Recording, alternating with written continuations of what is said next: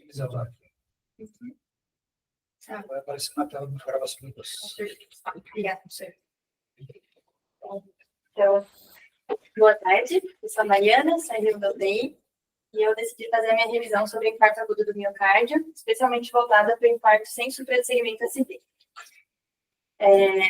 A revisão vai se estruturar, então, pela epidemiologia da doença, a gente vai conversar um pouquinho sobre alguns aspectos históricos, a definição e a classificação da doença, a fisiologia, diagnóstico, tratamento, e na UTI se a gente muda alguma coisa ou não.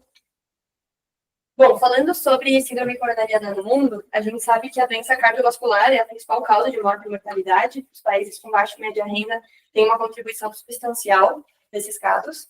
No ano de 2023, a gente teve mais de 4 milhões de mortes pela doença cardiovascular. E dentro da doença cardiovascular, a doença cardíaca isquêmica é a causa mais comum de morte, representando em torno de 40% das mortes, tanto em homens quanto em mulheres. Quando a gente vem para o cenário brasileiro, a gente percebe que isso é bastante parecido. Então, o infarto é a principal causa de morte no Brasil, segundo os dados do DataSul de 2017, e ele representa uma alta taxa de internação do Sistema Único de Saúde, né, em torno de 10%.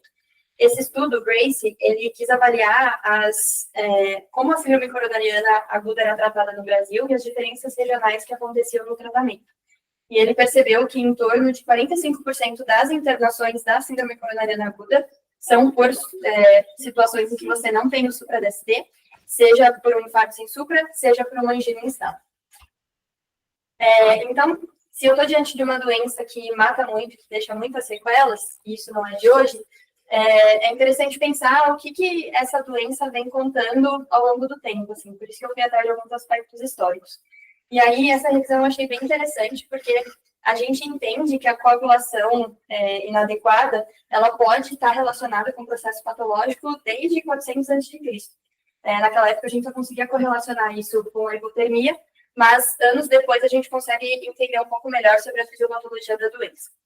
E aí, a primeira descrição que a gente tem, de fato, de angina é de 1802, foi esse moço, William Everett, que escreveu. É uma descrição um pouquinho longa, mas resumindo, ele coloca que é uma sensação de angústia muito forte, que vira uma dor e uma sensação de morte iminente, e que ela está relacionada geralmente com um clima frio, depois que você come, e quando você tem uma atividade física um pouco mais, que te exige um pouco mais.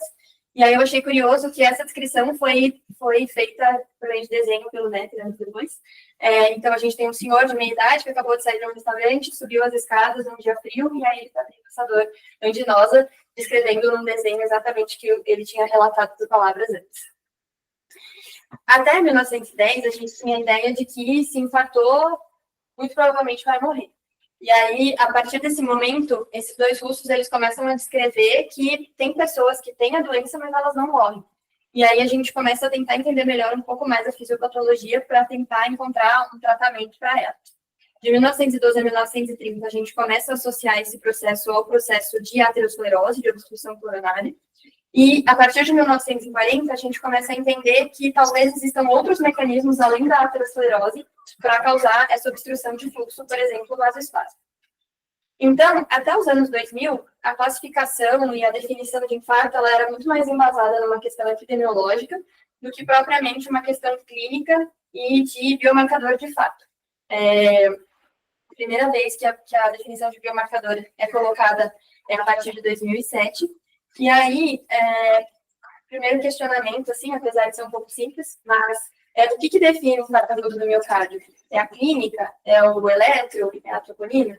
Então, eu sinto que, às vezes, a gente não tem muito claro, e a quarta definição universal de infarto traz isso para a gente, do que é injúria miocárdica e do que é, de fato, infarto agudo do miocárdio, né? Então, a injúria miocárdica, ou é um processo que está lesando os miócitos, e isso vai se refletir por um aumento da troponina acima do percentil 99. Isso pode acontecer de uma maneira aguda ou crônica, mas a injúria miocárdica, lato sensu, não indica necessariamente um mecanismo fisiopatológico específico. Em compensação, o infarto agudo do miocárdio, eu preciso ter uma injúria miocárdica aguda, então eu preciso ter uma variação de troponina de pelo menos 20% entre as duas dosagens. Eu preciso ter um mecanismo fisiopatológico que cause isquemia cardíaca e necessariamente tem a necrose dos miócitos, e tudo isso precisa estar dentro de uma clínica compatível com a doença. Essa imagem eu achei interessante porque ela mostra as intersecções de muitas dúvidas que a gente tem, né? Então, por exemplo, eu posso ter uma arritmia ventricular no contexto de não ter nenhuma injúria miocárdica, eu posso ter a arritmia ventricular no contexto apenas de injúria miocárdica e eu posso ter a arritmia ventricular no contexto de infarto agudo do miocárdio, e tudo isso são definições diferentes.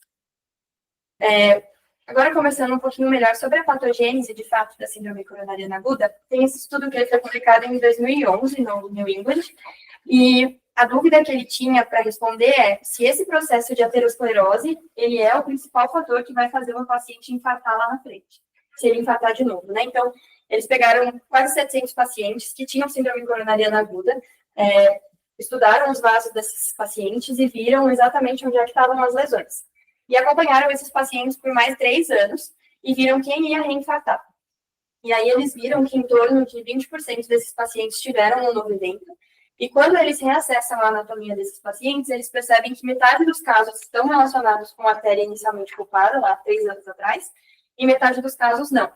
Então, isso faz a gente pensar que talvez a extensão dessa aterotrombose ali não seja a principal causa da síndrome coronariana aguda. Que ela tem um fator importante, mas que ela sozinha não explica tudo.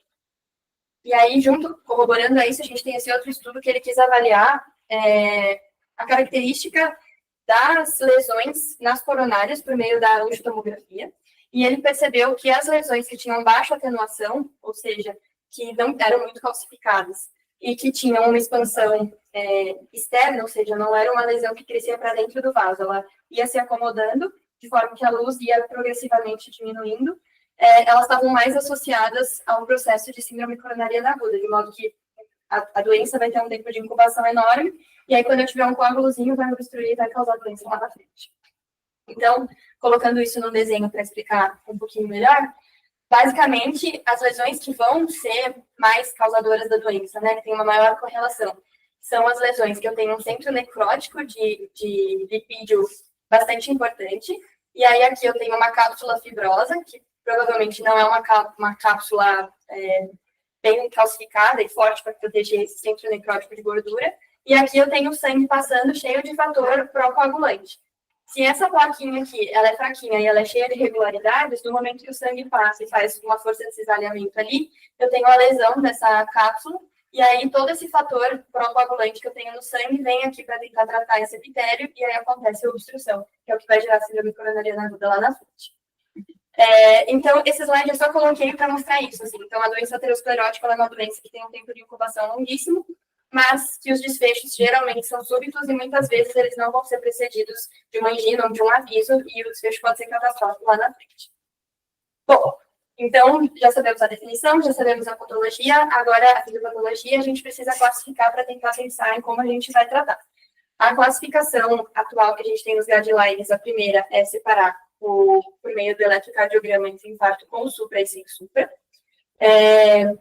Hoje em dia já tem algumas pessoas que questionam isso, né? Eles colocam que você deveria diferenciar entre uma obstrução total coronária ou não. E quando a gente classifica em mecanismos, acabou ficando tudo um ali. Mas, enfim, o tipo 1 seria o aterotrombótico, que foi isso que eu acabei de explicar. O tipo 2 seria um desbalanço entre oferta e demanda de oxigênio. O tipo 3 seria o relacionado ao paciente que teve a morte súbita, e eu acho que pode ser algo cardíaco, mas eu não tenho certeza, não deu tempo de fazer eletrobiomarcador para confirmar. Mas se esse paciente for para necrópsia e eu encontrar um trombo ali que justifique, aí ele é reclassificado para tipo 1. O tipo 4 está relacionado com intervenção coronária percutânea, o tipo 5 a cirurgia cardíaca.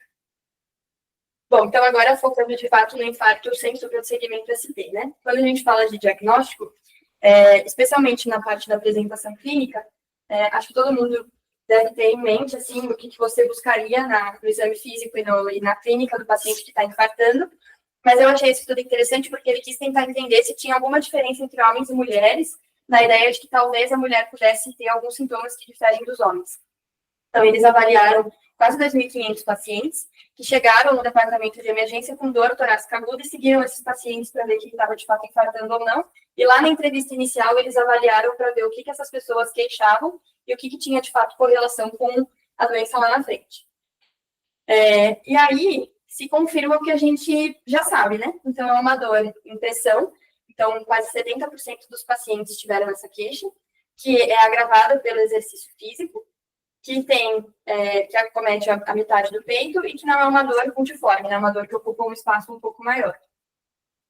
Além disso, ela tem irradiação para o ombro esquerdo, é uma dor que inicia de maneira súbita, com uma duração superior a 30 minutos, e que pode ser o primeiro episódio da dor, ou pode ser que o paciente já tenha tido algum sintoma anterior, né? E o que chama atenção é que a dor é uma dor que é aquele incômodo, então é aquela angústia, mas não vai ser a pior dor da vida do paciente. Eles colocam escala 6 ali. Uma outra coisa que eu achei interessante desse quadro é que, assim, às vezes a gente tem a ideia de que uma dor, sei lá, enfacada, eu já excluo o diagnóstico de infarto agudo, de infarto agudo do miocárdio. E aí tiveram algumas pessoas que chegaram com essa queixa que lá na frente era infarto mesmo. Claro, com outras coisas, né? E aí o que eles concluem é isso, assim, não faz muito sentido a gente ficar tentando diferenciar a dor da mulher e a dor do homem. As dores são bem semelhantes na descrição, 80% dos pacientes referem essa dor em impressão. Só que, se eu tiver uma mulher que está queixando, dentro de todo o outro contexto que me faça pensar em síndrome coronariana aguda, e ela está queixando de tontura, de náusea, de radiação da dor para a mandíbula, ou que ela esteja dispneica, talvez eu precise olhar com mais atenção e ver se eu não estou deixando passar um diagnóstico ali de possível infarto. Esse quadro eu coloquei mais para citar mesmo, só para a gente lembrar que nem tudo que dá efeito é coração, nem tudo que tem a ver com coração tem a ver com isquemia, né? Então, a gente tem uma série de diagnósticos diferenciais quando a gente fala de dor torácica aguda. E, indo para o eletrocardiograma, ele é a primeira ferramenta diagnóstica que a gente vai ter e a gente precisa fazer o exame e interpretar em 10 minutos. Isso, inclusive, é um dos fatores de avaliação do hospital e do serviço, se eles conseguem fazer esse exame em 10 minutos.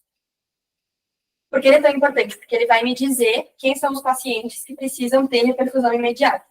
E aí, a gente tem que olhar com atenção, porque ele tem algumas questões que limitam a especificidade dele, especialmente com relação à anatomia coronariana.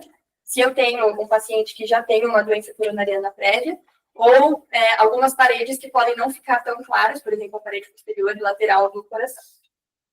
E aí eu trouxe aqui alguns padrões que a gente tem que olhar no eletro, que não é supra, mas que a gente tem que ficar ligado para não deixar passar, né? Antes de eu fazer essa revisão, eu tinha meio que a ideia de é supra ou não é supra, mas, não, enfim. Então, a inversão da onda T é um padrão que ele não é patognomônico de infarto, mas que você precisa estar ligado se o paciente chega com síndrome coronariana aguda e tem essa inversão, uma síndrome coronariana aguda ali. O infra do segmento ST já é uma alteração do eletro que já te gera um desconforto um pouco maior, é um paciente que muito provavelmente vai precisar de um cateterismo breve. Quando eu tenho um supra transitório, e aí para eu caracterizar o supra como transitório, eu preciso que ele tenha uma duração menor do que 20 minutos. E esses outros dois padrões, que são os padrões talvez que devam gerar maior desconforto e que a gente precisa fazer algo a respeito, porque eles mostram que você vai ter uma obstrução da descendente anterior em breve, e isso pode gerar um infarto catastrófico, né? Que é o padrão de Winter, que é basicamente essa descidinha ali antes do ST de 1 a 3 milímetros, e depois você vai ter uma T simétrica. E o padrão de Wellens, que separa entre tipo A e tipo B, que é ou você ter uma T iselétrica, ou você pode ter uma T invertida e simétrica, especialmente nas derivações V2 e V3. Mas, como é descendente anterior, você pode ter nas outras derivações também. E, por fim, o tripé do diagnóstico tem a troponina como representante do biomarcador. Ela tem, então, esse papel complementar no diagnóstico, na estratificação e no manejo. E aí, dentro de um quadro compatível com isquemia miocárdica, se eu tenho um aumento dessa troponina acima do percentil 99, com uma variação entre as duas testagens acima de 20%, eu tenho que pensar que meu paciente está infartando. Então, como é que eles definiram esse percentil 99? Basicamente, eles dosam a troponina das pessoas e perguntam se elas se consideram saudáveis ou não. E aí eles veem qual que é o valor de troponina na maioria das pessoas que se autodeclaram saudáveis. E caso você não esteja dentro desse percentil 99, você teria alteração valorizável. Qual que é o problema desse método, né? Existem variações interpessoais que são bem estabelecidas, tanto no quesito de idade, então pacientes mais idosos vão ter troponinas mais elevadas do que os jovens, pacientes que têm disfunção renal, e existe alguma diferença entre os sexos. O ponto é que não, pelo menos enquanto eu fazia a revisão, não encontrei um ensaio de troponina que mostrasse essas variações e cortes diferentes para cada população. Então, acaba que nos guidelines eles colocam que a gente tem que usar o que o ensaio colocou. E aí, essas variações, tem ensaios que fazem essa comparação em 1 hora, 2 horas, 3 horas. Precisa conhecer qual é o ensaio que tem no hospital e fazer de acordo as variações, as medidas da troponina de acordo com a variação do ensaio que você tem. Então, eu acho que eu vou passar esse quadro, porque a gente já conversou bastante sobre diagnóstico, mas ele é basicamente um resumo do que a gente conversou até agora, né? As características da dor, avaliar o eletro, ver se a troponina é positiva ou não, e aí eu vou classificar o paciente no espectro da síndrome coronariana aguda. Mas tudo bem, classifiquei o paciente, ele tem síndrome coronariana aguda sem supra de segmento ST. Todos eles têm o mesmo risco? Tem algum que eu preciso urgenciar o CAT ou não? Qual é a perspectiva desse paciente sobreviver nos próximos meses?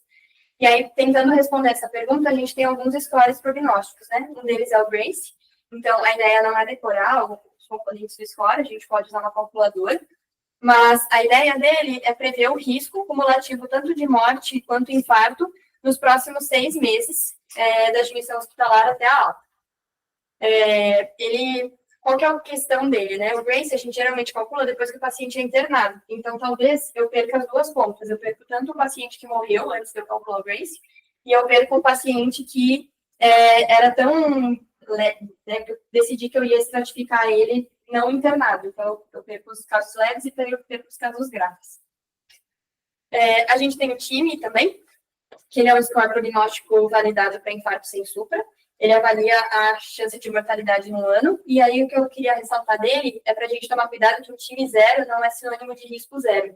Um time zero está relacionado em torno de 5% de morte, e um time alto, quase 41% de morte no próximo ano.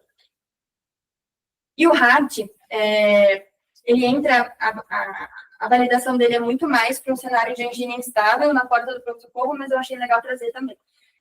Porque qual que é a ideia do HART? Aquele paciente que você avaliou, a troponina veio negativa, o eletro veio negativo, mas você ainda está com uma sensação de que aquele paciente potencialmente tem alguma coisa isquêmica acontecendo. E aí, você vai basicamente pontuar, de acordo, né, com o mnemônico aqui, e aí você vai decidir se é um paciente com HART baixo, talvez você consiga fazer uma estratificação ambulatorial desse paciente, dá para dar alta do pronto-socorro tranquilo. Se eu tenho um HART entre 4 e 6, é um paciente que eu vou precisar internar e fazer uma investigação dele internado. Se eu tenho um HART maior que 7, talvez eu precise pensar no cateterismo aí com um pouco mais de brevidade. Então, a ESC, ela organiza esses scores e ela acaba selecionando o GRACE para definir quem são os pacientes sem supra que vão precisar de angioplastia imediata ou breve, né? Imediata, eles colocam até 2 horas, porque seria o máximo do benefício até essas 2 horas, mas na verdade é imediato. Se você conseguir meia hora, faça meia hora.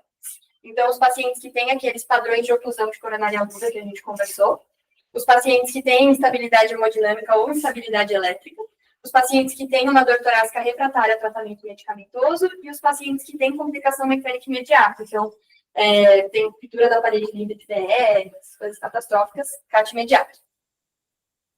Agora, o paciente que precisa ser cateado em até 24 horas é o paciente que infartou. Então, se eu tenho um infarto sem supra, idealmente eu preciso fazer o cateterismo dele em até 24 horas. O paciente que eu calculei o GRACE deu acima de 140. O paciente que tem alteração do segmento ST transitório ou que tem infra do segmento ST.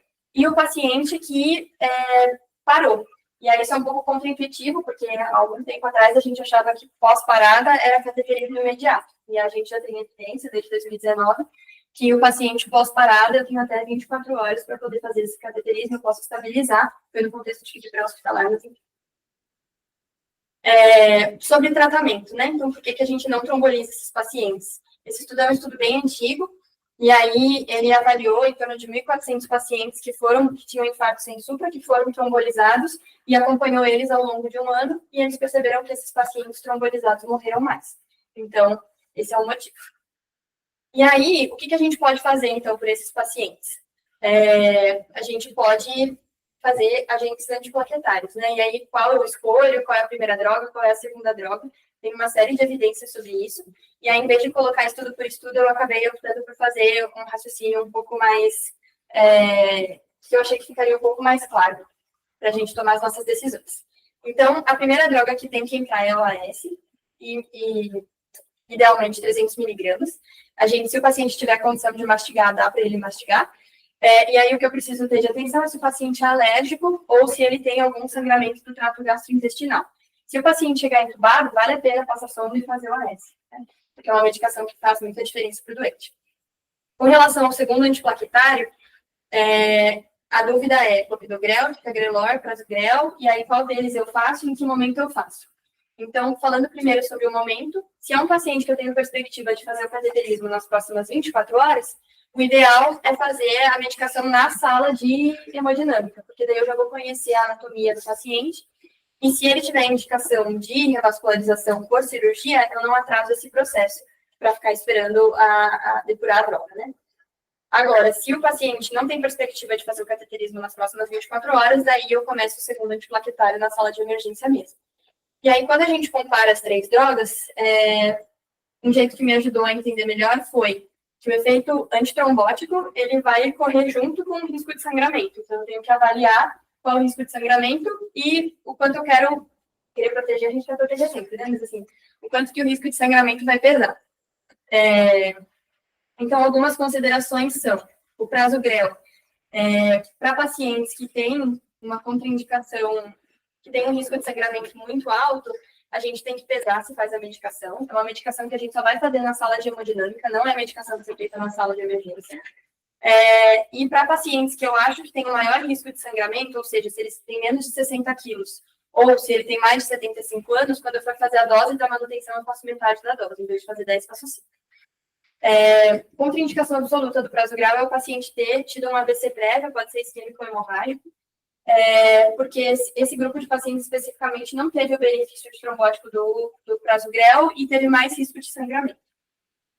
Com relação ao ticagrelor, o que eu ressaltaria é que ele tem uma meia-vida menor, por isso que a gente faz de 12 em 12 horas, só que um efeito colateral dele é a dispneia. Então, com o paciente cardíaco que vai ter uma dispneia com efeito colateral, talvez seja algo para a gente ter em mente, avisar o paciente que vai acontecer, que pode acontecer, e aí, enfim, decidir pela melhor medicação depois. E o clopidogrel no cenário SUS, que é a medicação que a gente tem mais amplamente disponível e que teria o menor risco de sangramento. Então, esse quadrinho, ele basicamente coloca isso, né? Eu tenho que pesar o risco da isquemia, o risco do sangramento, avaliar as características do paciente, as comorbidades, quais procedimentos ele vai ser submetido para definir qual o segundo antiplaquetário eu vou fazer. Com relação aos anticoagulantes, então, idealmente, esse paciente precisa ser anticoagulado. Se esse paciente for para o cateterismo em até 24 horas, dá para deixar para fazer o anticoagulante no cateterismo. Agora, se for demorar mais, aí idealmente a gente começa o anticoagulante antes, dando preferência para a heparina não fracionada, mas se não tiver, tudo bem, pode fazer nós. Se o paciente for para o cateterismo, eu vejo a anatomia, eu vejo que ele vai precisar de uma cirurgia cardíaca, daí a gente segue a anticoagulação dele até ele ir para a cirurgia, ou até 8 dias depois do evento. E aí, falando sobre analgesia, os nitratos, é importante a gente ter em mente que ele é para controle sintomático apenas. Eu posso fazer tanto VO quanto IV, como limitador, sendo a cefaleia e a pressão. E eu tenho que tomar cuidado com os pacientes que têm infarto de VD ou que usaram o inibidor da fosfodiesterase prévio. E nessa questão do infarto de VD, o ecocardiograma pode ser um grande aliado ali para decidir se vai fazer ou não. Com relação à morfina, a gente evita, sempre que possível, especialmente porque ela atrapalha a absorção do segundo antiplaquetário. E se eu estou chegando ao ponto de precisar fazer morfina para o meu infarto sem supra, talvez seja um sinal de que esse paciente precise urgenciar o CAT, né? Porque o que vai melhorar a dor dele é abrir a artéria, e não dar a morfina necessariamente. Com relação aos beta-bloqueadores, a gente precisa ter cuidado, tomar cuidado especialmente para não se afobar, né? Porque a benefício do beta-bloqueador é evitar que esse paciente evolua com fibrilação ventricular nos próximos dias de internação. Esse benefício ele não é tão bem estabelecido nas primeiras 24 horas, e assim que o seu paciente chega, se você não tem uma clareza sobre a fração de ejeção dele, e se você não tem uma clareza sobre a estabilidade hemodinâmica que vai acontecer nos próximos nas próximas horas, talvez seja um tiro no pé, porque ele aumentou o risco de choque cardiogênico nos pacientes instáveis, e sem ter um benefício pensando a longo prazo, né? Então, talvez valha a pena você esperar 24 horas, fazer a avaliação do seu paciente, fazer o ecocardiograma, ter certeza que a hemodinâmica dele está tranquila, e aí depois você entra o beta-bloqueador. E aqui ele coloca alguns critérios para a gente pensar em tomar cuidado para colocar o beta-bloqueador, que são basicamente os pacientes que têm mais risco de evoluir com choque cardiogênico, que são idade acima de 70 anos, taquicardia e hipotensão. Só que se o paciente já usa beta-bloqueador, você pode manter, só tem que tomar cuidado, reavaliar, enfim. Agora, se é um infarto tipo 3 ou 4, aí a gente suspende. Com relação à transfusão sanguínea, isso é um trial que até a gente discutiu esse ano aqui nas aulas, que ele tentou avaliar o que eu faço com o alvo de HB desses pacientes infartados, né? Se vale a pena ter uma estratégia mais liberal ou mais restritiva, pensando em sobrevida desse paciente em 30 dias. E aí o trial chega à conclusão que talvez a gente seja um pouco mais liberal e visar um alvo em torno de 10 para esses pacientes seja melhor do que a gente ter um alvo mais baixo ali, próximo de 7. E aí uma das críticas que eu lembro da aula é que, na verdade, os valores ficaram bem parecidos e mais para altos, né? Então, talvez ficou um pouco difícil de diferenciar o que de fato era liberal e o que de fato era restritivo. Mas o ponto é que talvez HBs mais altos façam melhor para esse paciente. E aí, eu trouxe 2 artigos no cenário de terapia intensiva que eu achei interessante para a gente discutir, assim, o que é uma troponina positiva num cenário de UTI, o quanto isso me ajuda, né? Então, esse estudo, ele é um estudo que foi publicado na Critical Care Medicine em 2005. Tem poucos pacientes, tem só 100 pacientes, e ele quis avaliar, a ideia era, os pacientes internavam na UTI, e aí eles iam ter a troponina dosada, eles iam ter o eletrocardiograma dele avaliado, e eles iriam avaliar quais pacientes tinham queixa de dor torácica ou não. Então, dos 100 pacientes que eles avaliaram, só 4 pacientes tinham clínica mesmo de síndrome coronariana aguda, só que 16 pacientes alteraram o eletro, e em torno de 40 pacientes alteraram a troponina. E aí fica o questionamento, o que eu valorizo, né? Que é aquela questão anterior que a gente trouxe do diagnóstico de dor torácica. Talvez um paciente que não fale, enfim, que esteja entubado, dificulte bastante nesse processo. Mas o que eu achei interessante é que tem alguns tópicos na UTI que fazem com que a troponina aumente, né? Por exemplo, então, a doença renal, que é algo que a gente já sabia, o uso de droga vasoativa, e especialmente adrenalina, noradrenalina, sobem a troponina também, e, obviamente, o infarto agudo do miocárdio. E aí, talvez a troponina ela possa servir mais como um marcador de gravidade do que propriamente um mecanismo, uma ajuda no diagnóstico per se, né? Sozinha é difícil de interpretar. Então, o que esse estudo trouxe é que os pacientes com troponina positiva, eles morrem mais e mais rápido. Mas, para você diagnosticar com base nela, ela é limitada.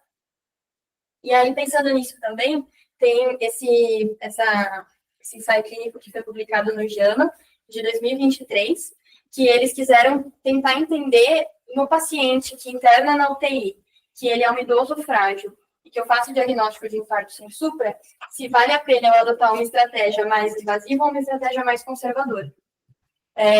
Então, a média de idade dos pacientes foi em torno de 86 anos, estava bem dividido homens e mulheres, e aí a condição para não entrar no estudo é que o paciente não podia ter uma indicação, aquelas indicações de CAT imediata, então ele não podia estar instalado hemodinamicamente, não podia ter nenhuma complicação mecânica maior, enfim. E aí, a conclusão que eles chegaram é que os pacientes que tiveram uma estratégia mais conservadora viveram mais do que os pacientes que tiveram a estratégia invasiva. Então, talvez, no cenário de UTI, vale a gente pensar quando pedir a troponina, e se eu pedir essa troponina, em que situação que eu vou ser invasiva, indicar o CAT e desencadear todo o processo da síndrome coronariana aguda, e em que cenário que vale mais a pena eu ser mais conservador, observar, iniciar as medicações e acompanhar esse paciente. Então, eu falei bastante coisa, sei que é uma revisão meio longa, mas o que eu ressaltaria da revisão, assim, para a gente lembrar, os pacientes, então, que têm alteração de eletro, ou instabilidade hemodinâmica, ou complicação mecânica, ele tem que fazer o CAT imediato. O paciente que tem DRACE acima de 140, ele precisa fazer o CAT nas primeiras 24 horas. O AS a gente vai fazer sempre que não for contraindicado, mesmo que precisar passar sonda, enfim.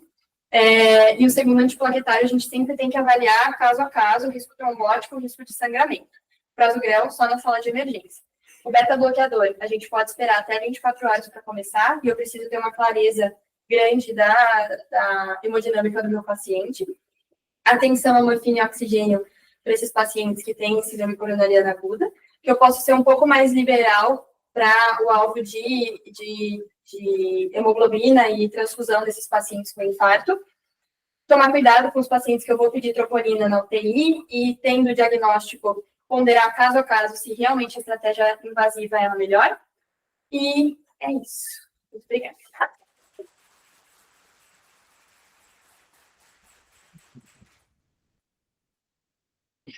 Bem, bom, acho que conseguiu ver na parte geral aí da abordagem de principalmente vai ser super aí, né? E quais são as dúvidas de vocês? Pode falar? Olha, muito frequentemente a gente vê pacientes que chegam com processo, com processo, e o pessoal pede tropa. E a tropa é eventualmente bem alterada, mas assim, qual a relevância disso no contexto do paciente sabe que está dando certo, né? É isso que eu queria saber, assim. Eu até separei um artigo sobre isso para ler, mas não conversa para mim, assim, não deu tempo. Mas que era justamente isso, assim, pacientes infectados e a síndrome coronariana aguda, como é que as duas coisas se relacionavam, assim. Mas, apesar de não ter lido especificamente esse artigo, meu entendimento é que é isso, assim, a troponina é um marcador de que algo não vai bem, né? E aí, se o paciente está todo inflamado, provavelmente o miocárdio vai estar também. E isso, de alguma forma, pode demonstrar uma injúria miocárdica, mas não necessariamente uma síndrome coronariana aguda. Eu acho que eles pensam muito na questão da miocardiopatia séptica, ou mesmo com isquemia anticoisa, alguma coisa assim. Mas, intervenção, então a gente é feito alguma coisa assim. Aí, assim, acho que o raciocínio é o mesmo para tudo que a gente faz, né? Você não deve pedir exame se não tiver uma clínica específica, entendeu? Você poderia pedir troponina no paciente com ataque séptico, você está na dúvida se ele tem uma miocardiopatia séptica, tem uma coisa, poderia. Mas não é o melhor exame para fazer esse diagnóstico, né? Geralmente vai focar mais com o auxílio clínico hemodinâmico. Sim, alguns protocolos sepsis botam troponina na rotina do protocolo. Eu acho isso aí uma fábrica de falso positivo, né? Vai gerar de overdiagnosis e vai gerar uma cascata terapêutica inadequada, né? Se você não souber interpretar bem. Por outro lado, o que a troponina tem? Ela é um marcador prognóstico na sepsis. Então, quando você pega o paciente com sepsis, é um choque séptico, o paciente com índice de troponina positivo, mesmo ajustando para as variáveis do paciente, ela se correlaciona com o próprio prognóstico. Mas ela é um marcador prognóstico, ponto. Agora, o que você vai fazer com esse resultado alterado? Provavelmente nada. E ninguém vai fazer assim, não vou levar o paciente para o UTI para ter troponina para alta. Você não vai mudar a conduta baseada somente nesse parâmetro. Então, eu pessoalmente não gosto, não acho adequado. E troponina não é um exame barato, tá? Isso aí, a gente está gastando o mundo para fazer um exame que você não vai tomar conduta. Vale para qualquer exame que você pedir. Tá? Eu ia comentar disso, né? Eu acho que não tem que ser assim. A dúvida sempre que a gente tem é o paciente que faz alguma estabilidade hemodinâmica, alguém pede uma troponina, não, mesmo fora da sepse, pós-operatório, por exemplo. O paciente vem no pós-operatório, aí está meio estranho, alguém pede uma troponina positiva. Aí você prefere aquele negócio, e agora, o que faz, tal. Frequentemente o paciente não tem clínica, aí a gente precisa pelo menos ter o eletro dele, esse alterou, e aí o eco vai ajudar a gente, para ver se ele fez alteração segmentar aguda. Só que hoje a gente faz cada vez mais frequentemente o paciente com tacotsub na UTI também, né? Que faz alteração segmentar, altera o eletro e eu estou fazendo positivo. Então, sem a clínica inicial, fica muito difícil você deixar o diagnóstico e, na dúvida, esse paciente vai acabar indo para o CAT, se for um paciente com estabilidade e tal, né? Então, isso é uma recomendação do guideline brasileiro, baseado na recomendação do guideline europeu. O guideline americano não recomenda. Aliás, ele recomenda não fazer, porque quando eu troco da positivo, você não tem uma intervenção específica que você vai fazer se o paciente não tiver nenhuma outra clínica. Se ele não teve dor. Não teve mais nada. Eu acho que o eletroprévio faz muito sentido. A troca prévia nos pacientes de alto risco faz sentido, você ter o baseline, né? Agora, o pós é se ele tiver clínica, né? Porque se for ver na angina estável agora, ele já não se, em teoria, né, a evidência que se tem mais atual, mesmo o paciente com área isquêmica grande na CT ou no teste não invasivo, dá para você manejar conservador se o paciente não tiver angina refratária. Né? Isso aí divide opiniões entre os cardiologistas, né? Mas é uma conduta que dá para fazer, né? O que você faz com um paciente que nem sintoma tem? Enfim. De novo, tem correlação prognóstica. O paciente que faz uma cirurgia de grande porte, que a trópico sobe no pós-operatório mesmo sem clínica nenhuma, esse paciente vai ter mais evento em 30 dias. Entendeu? Agora, você vai tratar baseado só numa alteração de troponina? Essa é a grande questão. Se você for falar com o pessoal da consulta da cardio, sempre fica uma dúvida, assim.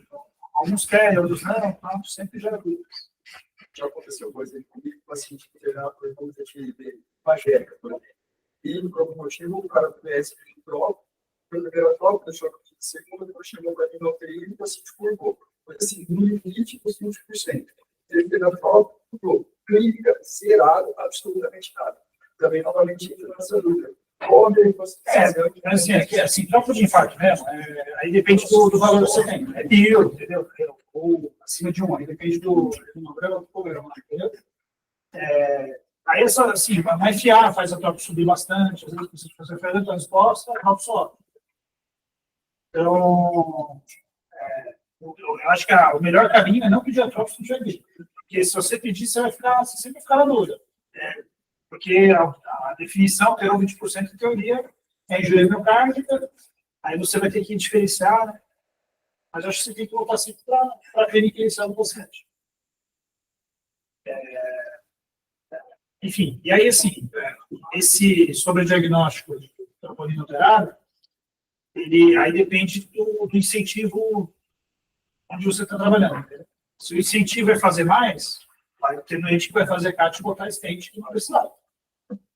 Aqui a gente está no meio acadêmico, ninguém vai indicar um CAT se achar que não precisa, né? Até a gente às vezes até demora, né?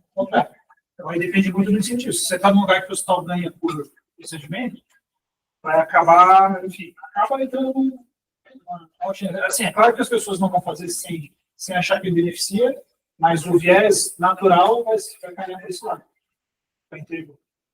Teve um conhecido que internou com uma crise hipertensiva no hospital ano passado. Ele internou pedindo troponina, mas era crise hipertensiva.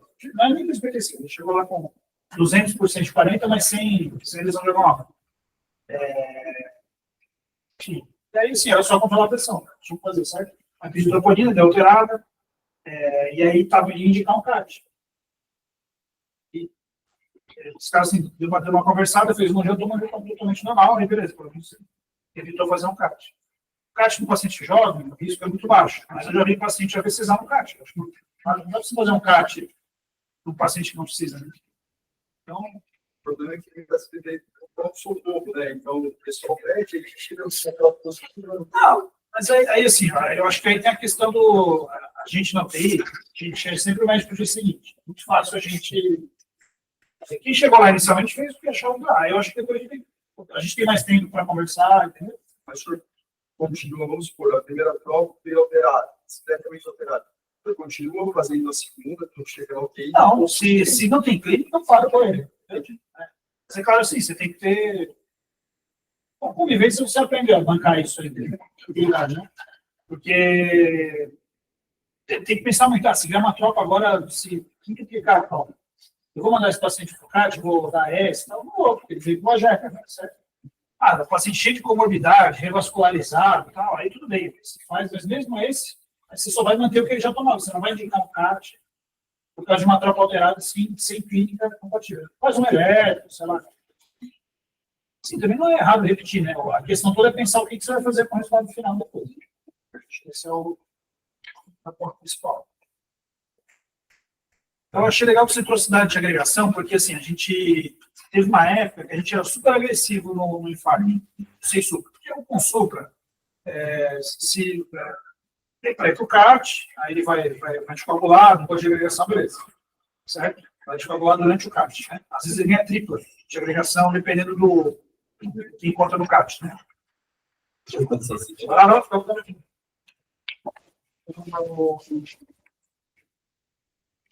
No infarto sem supra, aí a nossa preocupação é outra, né? É ver se vai precisar tratar ou não. E aí a gente começou a, sem querer, começar a dar esse copidograma para todo mundo que chegava com dor torácica. Né? E aí nessas, vai ter um dia que vocês vão dar esse copidograma para a secção de aorta, entendeu? Para TEP, né? Então, acho que o último guideline da cidade europeia, ele traz isso melhor, né? Que vai devagar com o segundo Exatamente. Tá. E é bom você ter um diagnóstico definitivo antes de dar o segundo. Né? O AS, na suspeita, você dá, mas o copidograma você dá na confirmação. Certo? Tá? Ticagrelor para Azudel, sim, o benefício, gente, é NNT de super alto. E o Ticagrelor até saiu agora um trabalho no MJ falando que tem suspeita de dados falsos, de falsificação de dados, tá? Da indústria. Assim, é uma suspeita, porque o resultado dos Estados Unidos é diferente da Europa, eles acharam meio estranho. E nos Estados Unidos teve benefício, na Europa não, alguma coisa assim. Na Europa teve malefício, quando comparado com o copidograma. Então, não tem um que é muito grave que o outro. O Prasugrel, ele é melhor de fato. Tanto é que ele sangra mais. Né? Ele é um antiagregante melhor, porque ele lida com. Ele surgiu porque o copidogrel e o polimorfismo de alguns pacientes não respondem também. Você sabe disso? E o Prasugrel surgiu para lidar com esse problema copidogrel. Então, ele é mais eficiente, mas ele sangra mais. Não seria esperado. Né? Tá? E um paciente jovem sem risco de sangramento faz sentido. Certo? Agora, se eu tivesse um problema, eu não ia querer tomar remédio 2 vezes. Eu ia tomar um ou copidogrel ou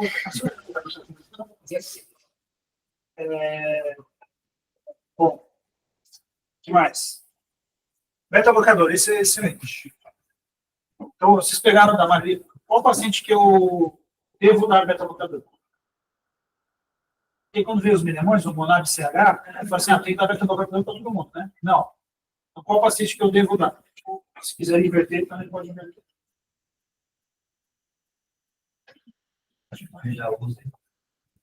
Tá bom, isso aí tá fácil. O paciente está estável, dinamicamente, já passou depois depois de 24 fica mais fácil, mas eu acho que o segredo é o seguinte: o paciente que infartado que está taquicárdio, o que está acontecendo com ele?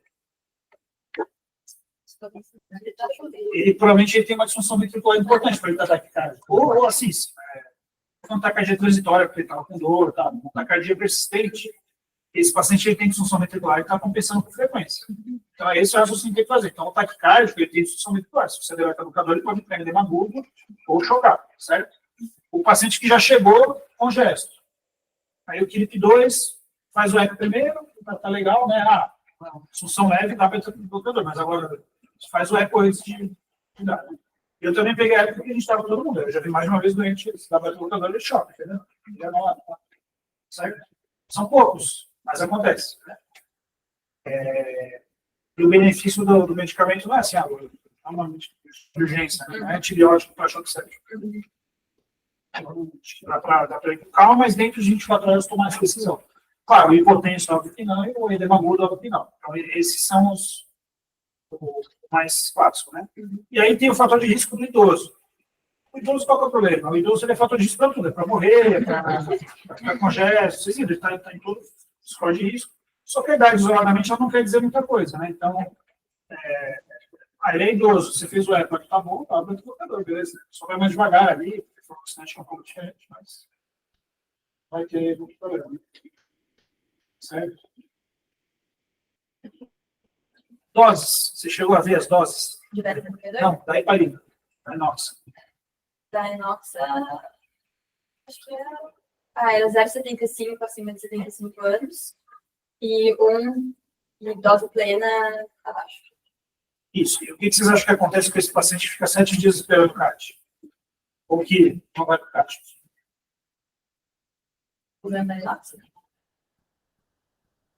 Qual é o risco principal? Esse paciente, vocês têm que ficar todo dia pensando se ele não está sangrando. Porque, não, também, é que a gente não vê muito na UTI, esses pacientes. Né? Eu lembro que lá na HU tinha muito, né? Os pacientes com infarto, mas tratamento conservador. Que não espera no CAT e tal. Aí volta e meia eles têm sangramento. Ou gastrointestinal, ou hematoma de reto peritônio, entendeu? Então é um paciente que você tem que, assim, faz parte da rotina pensar se ele não está sangrando ou não. No seu exame diário. Né? Quando você dá um lugar que faz o CAT logo, ele vai fazer o CAT, a gente calcular dele e ele já vai tirar. Então você fica mais tranquilo. Em termos de sangramentos profundos, assim. Tem que fazer HDL, outras coisas, mas. Eu acho que dá vontade de saber também qual é a técnica de tratar o trabalho da diabetes. Se é um tronco, se é uma dieta, e paciente metaprofissional. Sim, sim. Eu acho que assim, isso não, faz sentido. Acho que, Não sei se tem alguma recomendação disso, mas. que eu me lembro, aí teria que ver os critérios do estudo. O estudo ele excluiu aqueles pacientes lá, o hipotenso, o taquicárdico e o muito idoso. Era critério de exclusão, que eu me lembro. E aí depois também ele viu quais que tiveram um risco de descompensar. Entendeu?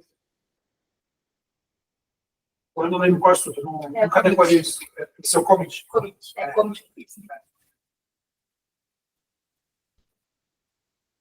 Mas eu acho que para o nosso dia a dia da UTI, assim, para o paciente que não vem com síndrome aguda, a grande questão é sempre a diferenciação em injúria, miocárdio e infarto.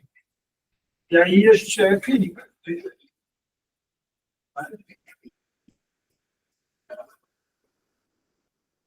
Voltar para o slide. Vocês têm feito eletroadmissão dos pacientes, todo mundo? Quando chega na telha?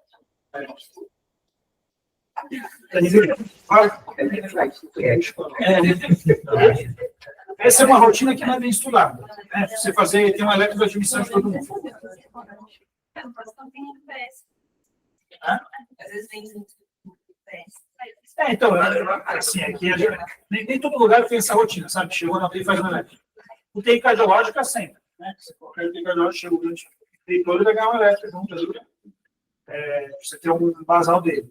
Então, eu acho que você pode pensar, mas vale a pena, porque volta e meia a gente vai ter um exame barato, tudo, e especialmente se for um paciente que tem mais alto risco, tiver alguma zica na UTI, você não vai ter depois um basal para comparar se fizer uma FA, se fizer alguma alteração, né? Volta e meia a gente fica meio perdido, né? Pô, como é que era o elétrico dele? Se ele não tinha... Não precisa ser uma rotina absoluta, mas eu acho que é uma coisa para a gente lembrar de ter. Né? E no pós-operatório de cirurgia de alto risco cardiovascular, em teoria, essa recomendação, que é da diretriz brasileira, os cardiologistas deveriam seguir, né? Mas a gente tem que, enfim, só ter crítica em relação ao que fazer quando opera. O paciente não tem clínica associada.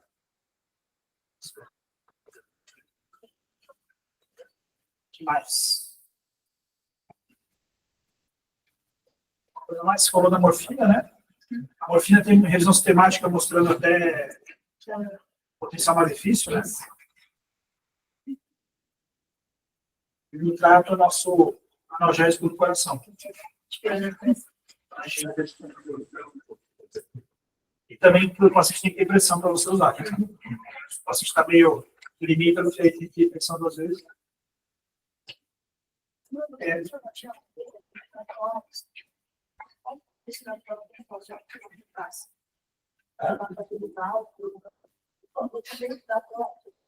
Seria a prova anticardia. Difícil, né? Sim. É difícil. Você sempre vem superoperado. E a definição é acima de 5 vezes? 10. 5 vezes para 10 é.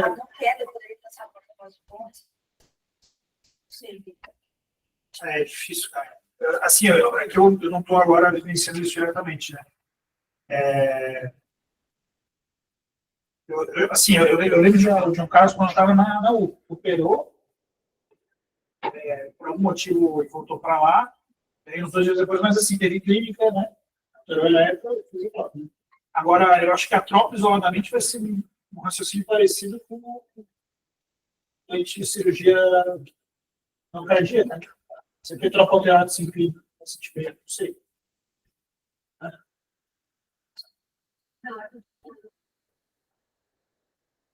Aí eu acho que a gente tem que precisar o eco para complementar o nosso raciocínio para ver se o isso funciona.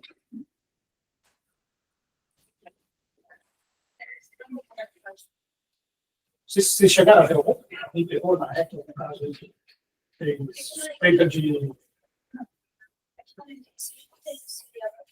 Próprio seriado, assim. Tem assim, é assim, o 7 e aí a gente vê uma queda só.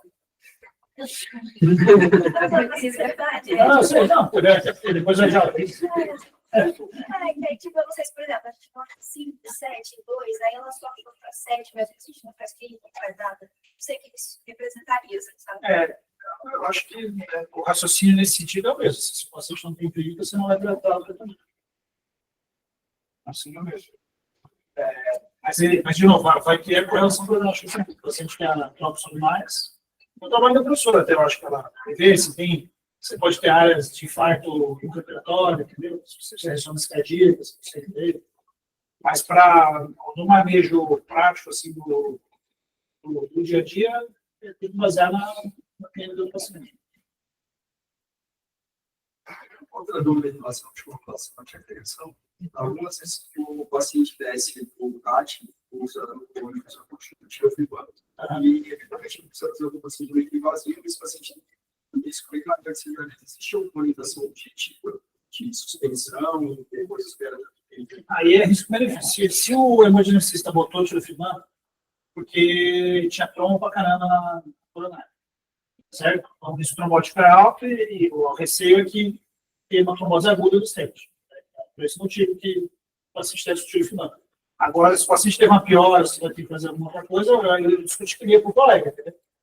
Eu falei, pô, vou ter que passar um circular aqui e tal, passar em um local compressível, né? Se fosse fazer algum procedimento invasivo. E se não fosse catéter, ou se fosse alguma outra coisa, aí eu conversaria de suspender, né? Como você faria, qualquer dos caras. Sangrou, tal, suspende, depois dá. Mas uma vez que o paciente fez o CAT, já vai ficar ali com a toleração pressão por 30 dias, né? Para o tempo com os stents que a gente tem hoje. Para evitar o risco de trombose aguda do stent.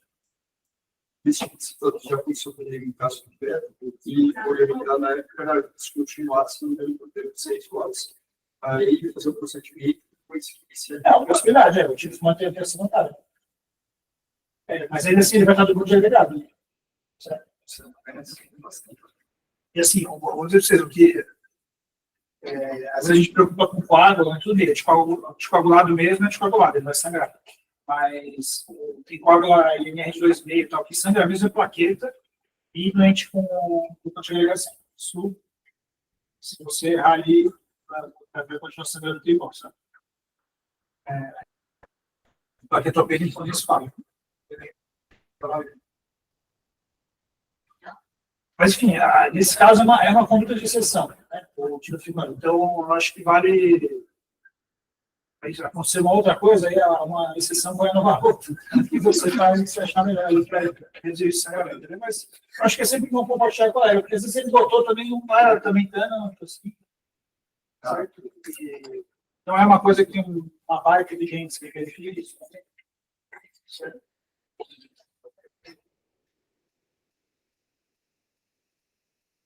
Muito bem. E os scores, vocês já tentaram calcular para ver que interessante? Pegar o 3, por exemplo. Estou calculando um aqui. Ó, de novo chegou um paciente infartado com troca alterada, que não alterou elétrico, eu vou ter aqui, tá?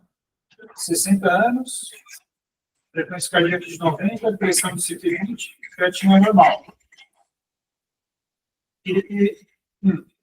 Aí dá um base de 98. Qual seria? Eu poderia esperar as 24 horas. Não precisa praticamente de 24 horas. Não. Vocês acham que essa conduta hoje em dia faz sentido? Aqui você fez um diagnóstico de infarto, tá? Você chegou com clínica, Ah, não, troponina desculpa, subiu. ele teve diagnóstico de infarto. Soprou. Não soprou. A troponina subiu. Mas ele tem aqui, um dos itens do Grace é a troponina terapia. Mas pela ESC, para indicar o CAT, mesmo que, tipo, o Grace venha abaixo, se turbotropo, aí eles indicam.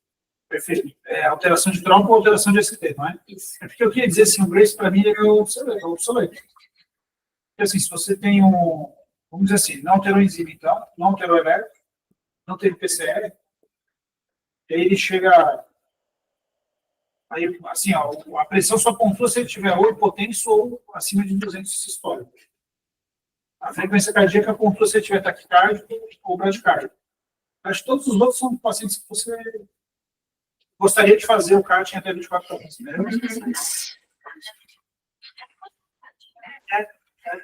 Aqui eu não sei, tem isso assim, tem que saber, o que tem que separar mesmo assim, é quem é CAT imediato ou não.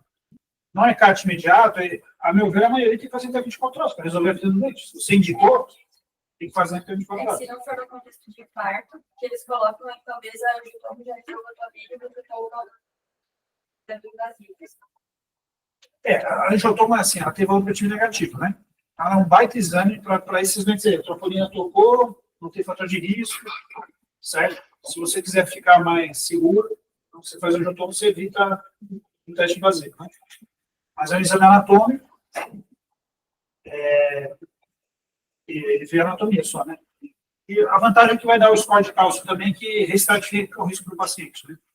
A longo prazo. Então, para quem cuida do paciente no ambulatório, às vezes gosta de fazer angiotomo num paciente desse, sei lá, tem 50 anos. Não tem muito fator disso. Faz angiotomo e tem um score de cálcio super alterado. Então, o risco cardiovascular desse paciente sobe para caramba. Tá? Muda, inclusive, a estratégia de prevenção.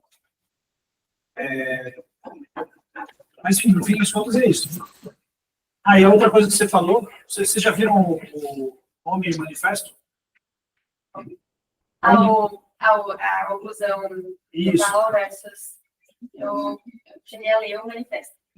Eu acho que isso aí é só uma estratégia de marketing. Tá? Porque os guidelines já reconheciam que assim, quem que você tem que ir para o CAT imediato? Parte com supra, certo? Ou o paciente que tem circularidade aguda sem supra, ele já pode ter o diagnóstico de infarto ou não, naqueles critérios: estabilidade hemodinâmica, estabilidade elétrica, não está bem escrito, mas o paciente está em edema agudo de pulmão, deveria ir, né? Certo? O CAT imediato. E lembrar que esse paciente não é para fazer venia, entubar e tocar entubado, tá? E o paciente com dor persistente. Certo? Aí o pessoal do Homem Manifesto falou assim, que você tem oclusão sem necessariamente ter, e aí oclusão você trata com o cara, você fala, não, beleza. Esses critérios clínicos geralmente vão ajudar a identificar esse paciente ocluído, seja se for uma DA que passou despercebida, é difícil, né, uma DA não suprar o ST. Geralmente é infarto de CX. E daí você vê infra na parede anterior, você não vê supra, certo? Então, nesse caso, quando você vê um infrão meio profundo na parede anterior, o paciente não está legal, esse é o paciente talvez que deveria ir para o CAT imediato. Aí o problema, o passo 2 é convencer, né? Porque às vezes eu imagino que se só assim, tem supra aí urgente, não tem, não é.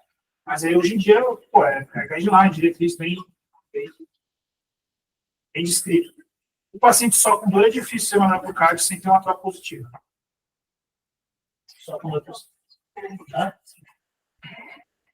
Não, mas digamos, só com dor, o eletro alterou, mas tem invertida, aí assim, sem fazer a troca, mas hoje em dia você pode fazer troca de 0 horas, troca de 2 horas, vai ter, se for uma oclusão, essa troca vai vir super alta, e aí vai para o CAT de 2 horas, fazer melhor do que esperar o dia seguinte, né? E tá a parede mesmo.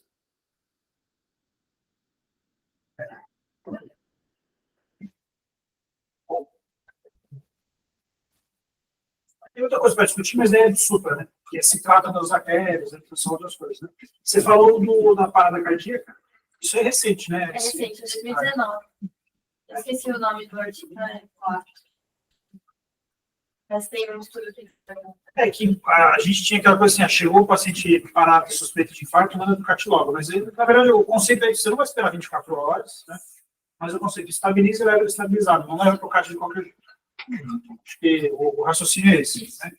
Turba, passa o cateter, invade e tal, né? Porque fazer o kart na hora aí meio da parada, ele vai ser mais mal cuidado, porque você não está cuidando mais só do choque, você está cuidando da cabeça também. Então, acho que o raciocínio é esse.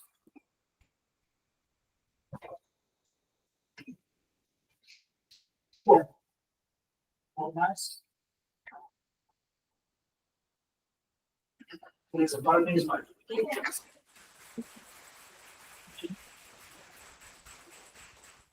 Poxa.